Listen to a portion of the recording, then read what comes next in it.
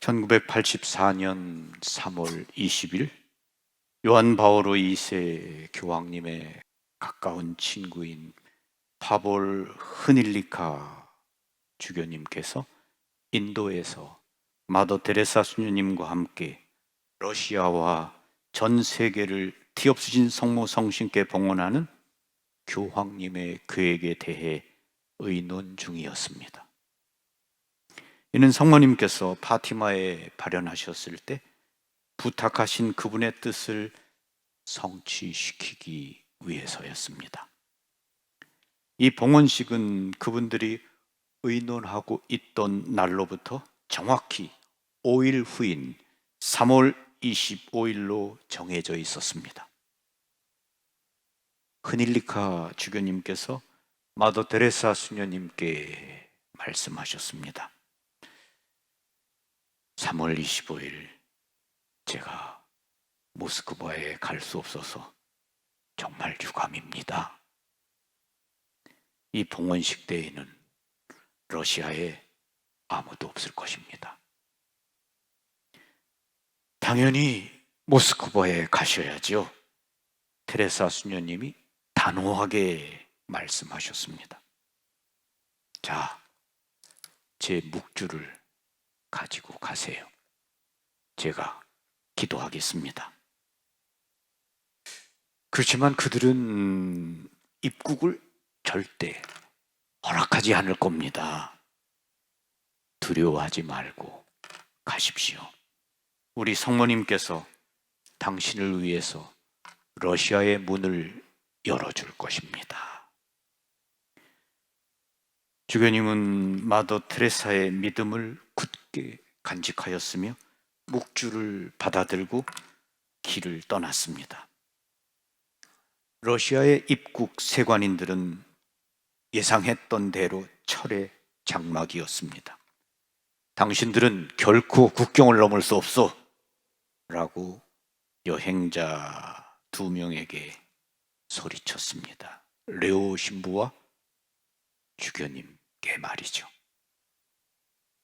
그리고는 공산주의 사전에나 있을 법한 온갖 모욕적인 말을 해대었습니다. 그래도 국경을 넘게 해달라고 사정하면서 그 자리에서 꼼짝 않고 기다렸습니다. 기온은 영하 18도를 오르내렸고 묵주기도는 쉬지 않고 계속되었습니다. 15분마다 세관 관리가 자기 상관에게 연락을 취했지만 전화가 되지를 않았습니다. 새벽이 되자 세관 관리인이 미친 듯이 소리 질렀습니다. 더 이상 보기 싫으니까 빨리 꺼지란 말이야. 이렇게 하여 성모님께서는 묘한 수단으로 러시아의 문을 열어주셨습니다. 3월 25일 마침내 주교님은 크렘린에 도착했습니다. 예전에는 거룩한 성전으로 봉헌된 성당이었지만 지금은 아이러니컬하게도 공산당국이 무신론자의 박물관으로 사용하고 있었습니다. 하지만 많은 사람들이 비밀리에 그곳을 찾아와 예술품 감상을 가장하여 성상들을 경배하고 있었습니다. 주교님은 이 박물관 안으로 들어섰습니다. 주교님의 가슴이 몹시 두근거리기 시작했습니다. 전에 공산주의 감옥에서 죄수 생활을 했던 주교님에게는 이 모든 일들이 순전히 하나의 기적이었습니다. 주교님은 프라우다 신문을 한 장 사들고 이전에는 제대였던 곳의 뒤쪽에 섰습니다. 그리고 교황 요한 바오로 2세께서 써주신 러시아를 위시하여 전 세계를 성모님께 봉헌하는 문서를 신문지 사이에 끼워 넣었습니다. 한때 교황님은 베를린에서 시작하여 모스크바를 거쳐 중공에 이르는 모든 공산주의 국가를 주교의 손에 위임한 적이 있었습니다. 그 부탁이 있은 지 50년 만에 주교님은 처음으로 러시아 땅을 밟게 된 것입니다. 50년 만에 길 잃은 양들을 찾아온 목자의 심정은 무어라 말로 형언할 수가 없었지만 감시를 당하고 있었기 때문에 침착하게 행동해야 했습니다. 사람들의 주목을 피하기 위해 성모님께 숭고한 봉헌 기도를 올리는 동안 그는 프라우다지를 열심히 읽는 척했습니다. 주교님은 감옥에 있을 때 했던 것처럼 주머니 속에 있는 성체로 성찬의 전례를 끝내고 그 이상 별다른 어려움 없이 성당을 나왔습니다. 그의 기쁨은 하늘을 찌를 것만 같았습니다. 이제 그는 살아서 성모님의 요청대로 전 세계의 주교님들과 함께 봉헌식을 거행할 수 있었습니다.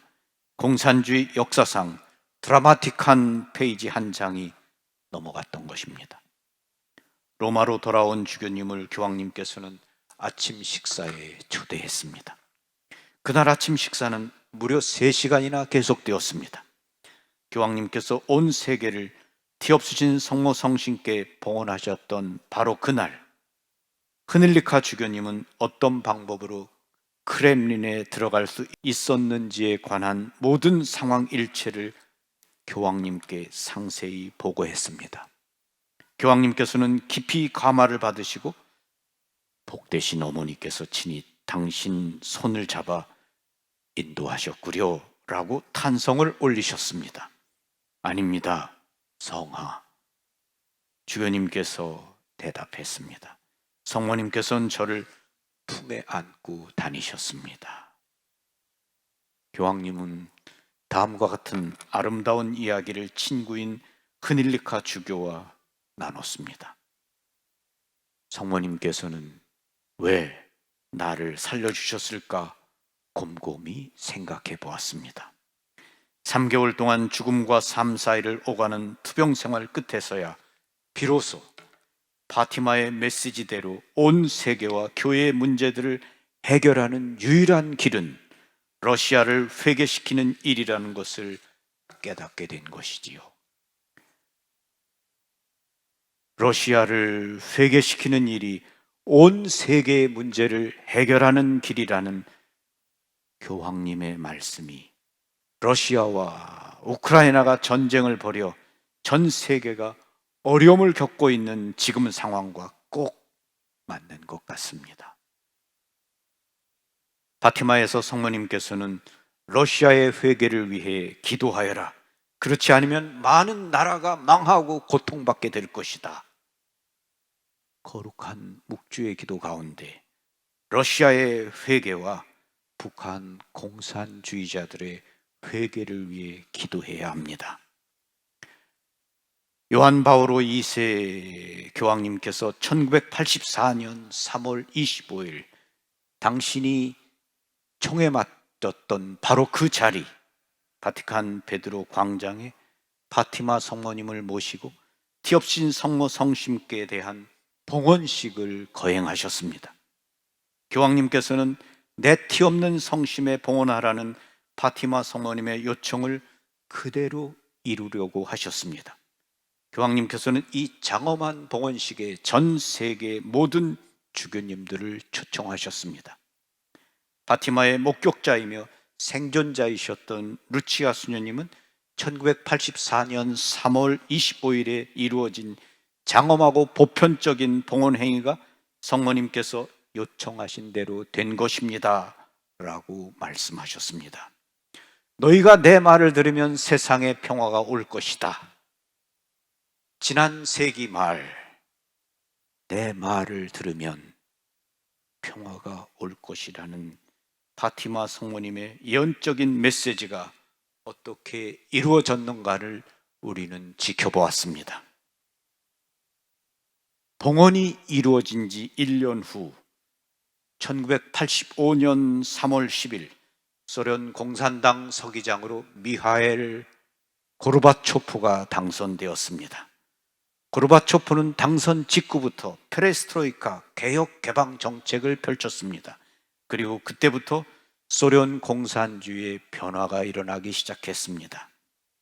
루마니아, 폴란드, 체코슬로바키아, 헝가리, 유고슬라비아 모든 공산주의가 차례차례 무너졌습니다.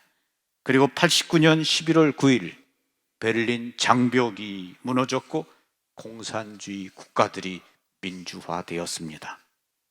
1989년 12월 1일 고르바초프 소련 공산당 서기장이 역사상 처음으로 마지막으로 바티칸을 공식 방문했습니다. 요한 바오로 2세 교황님과 역사적인 만남이 있었습니다. 그리고 드디어 1991년 소련 공산당은 역사의 저편으로 사라졌습니다. 결국은 나의 티없는 성심이 승리하게 될 것이다 라는 파티마의 메시지가 이루어진 것입니다. 공산주의가 몰락한 것입니다. 이것은 그 누구도 예상치 못한 놀라운 일들입니다. 신앙교리성 차관 타르치시오 베르토네 명예대주교님의 말씀처럼 합리주의에 물들어 있는 오늘날의 사고방식과는 다른 영성적 관점에서 역사를 깊이 있게 해석해 본다면 티없이 깨끗하신 성심께 대한 봉헌 이후부터 이 모든 놀라운 일들이 일어났다는 것을 우리는 알 수 있습니다.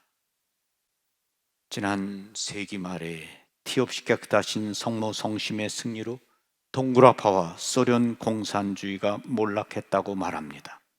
그런데 여기 중요한 한 가지 사실이 있습니다. 그것은 북한 공산주의에 관한 것입니다. 파티마 성모님의 발현 목격자인 루치아 수녀님께서는 분명하게 말씀하셨습니다. 티없이 깨끗하신 마리아 성심의 승리 안에는 동구라파와 소련 공산주의뿐만이 아니라 북한이 포함되어 있습니다. 아직 북한은 무너지지 않았습니다. 그리고 북한은 전 세계 평화를 위협하고 있고 전술 핵을 남한을 향해 배치하고 있고 그 무기를 사용하겠다고 하고 있습니다. 이 땅에 특별한 평화의 선물이 주어지도록 여러분들이 거룩한 묵주의 기도를 바치시기를 바랍니다. 매일 묵주의 기도 가운데 평화를 위해서 여러분이 기도하시기를 바랍니다. 특별히 북한 공산주의자들의 회개를 위해 기도하십시오. 그리고 우크라이나와 러시아의 전쟁이 멈추도록 거룩한 묵주의 기도를 바치시기를 바랍니다. 성 요한 바오로 2세께서 말씀하신 대로 러시아의 회개 없이 전 세계의 문제를 해결할 수 없다는 것을 나는 깨달았습니다. 라는 그 말씀 우리가 기억하고 많은 묵주의 기도를 바쳐야겠습니다. 아멘. 평화를 빕니다. 고맙습니다.